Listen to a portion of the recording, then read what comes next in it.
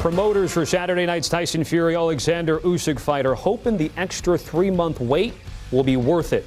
The undisputed heavyweight showdown goes down in Saudi Arabia. The fight was first set to take place in February, but a cut suffered by Fury in training camp delayed the matchup. Oddsmakers have made this one about as close as it gets. Fury currently an ever so slight favorite over Usyk, so it's Manchester, UK, slightly favored over the Ukraine, but it could change, who knows, anytime between now and before the fight. Press conference weigh-ins, it's all happening. We do have our combat sports analyst Luke Thomas and Brian Campbell joining the show. Luke, I'm going to start with you here. It's not only in terms of boxing the right fight, but sometimes is it the right time? So what are the chances this is the right fight at the right time?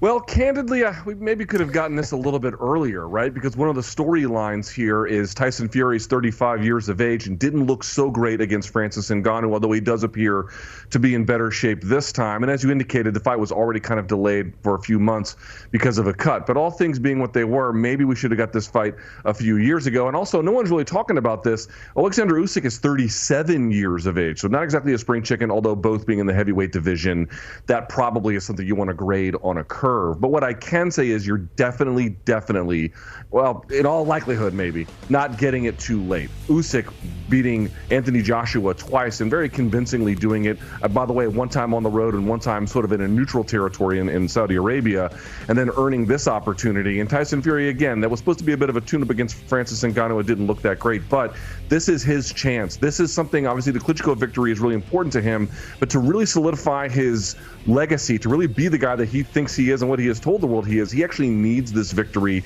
and it's really not going to come at any better time. And so while I do think that it was delayed a little bit in the ideal circumstance, I don't think you're in any way getting a washed Usyk. And I do think that while there are questions about Fury, this is also a phenomenal opportunity for him to answer them. It's not the ideal situation, Tommy, but it's a pretty good one, and people should be excited about it. BC, you've written something for CBSSports.com in terms of Fury. Does he still have it? Under what sort of prism or lens are we taking a look at Fury going up against Usyk this weekend?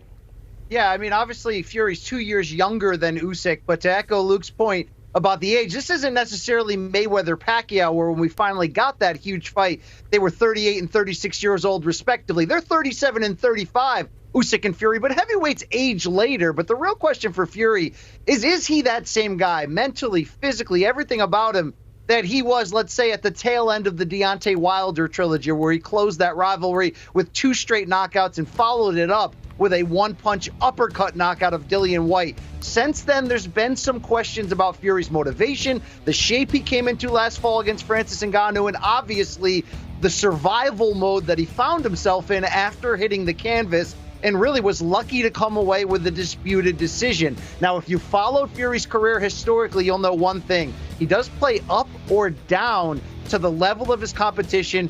His motivation can be a little bit hit or miss at times depending on the opponent. The one thing I've known in Fury's career, though, he's a gamer. So I have no doubt that at 35, whatever is left of Fury, and I think it's a lot, we're certainly going to get the best of it on Saturday. All right, Luke, let me go to you because we just saw the tail of the tape. So on paper, Fury has a height advantage and a reach advantage. In theory, how does this play out in the ring?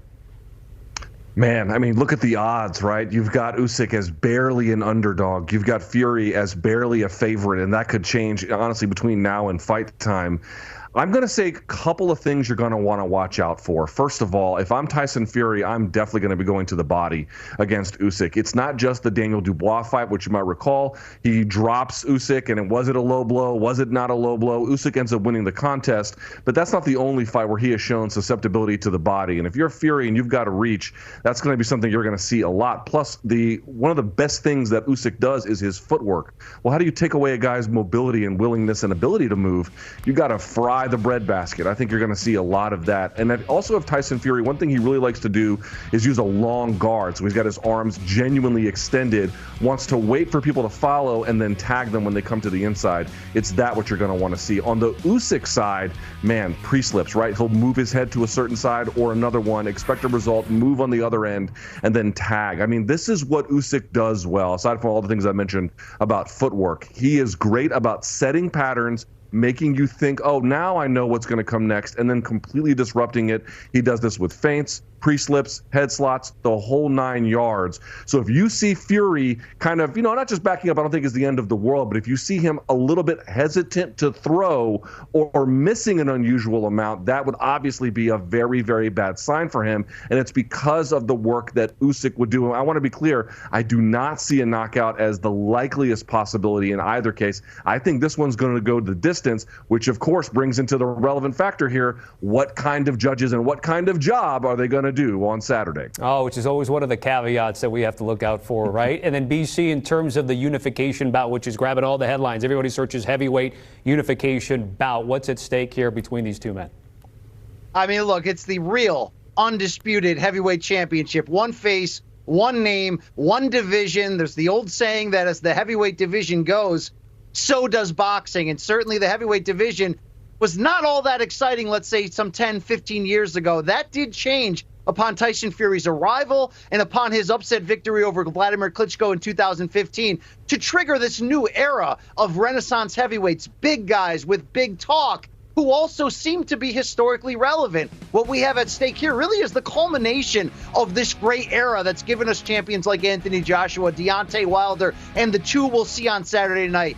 The undisputed championship will be at stake for the first time since Lennox Lewis defeated Evander Holyfield back in 1999. This will be the first time in the 4-belt era that all 4 titles will be at stake for the heavyweight champion. So it's no more guesswork. It's no more, hey, there's one champion on this side of the globe, but what about the other guy with the other belt? We are finally going to be in a position to have what the sport needs, what is most healthiest when the heavyweight division is running big. And I think when you add in the potential history for both fighters of how they can advance in their careers with a victory, and you add in this, it's rare to see heavyweights high up in the pound-for-pound top 10. Why? Because you could argue that system was created to sort of balance things out. Yet both of these heavyweights are in my top 6 on CBSSports.com, and you could argue that the winner will have a seat at the table for maybe an argument of pound-for-pound number 1 when it's all said and done. All right, I got about 20 seconds here. Luke, then BC. Who wins in what round? Luke?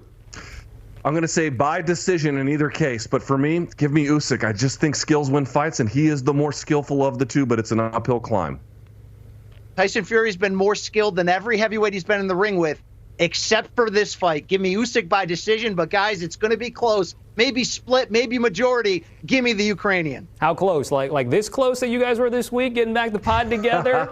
Luke Thomas and Brian Campbell joining the show. Guys, great to be with you once again.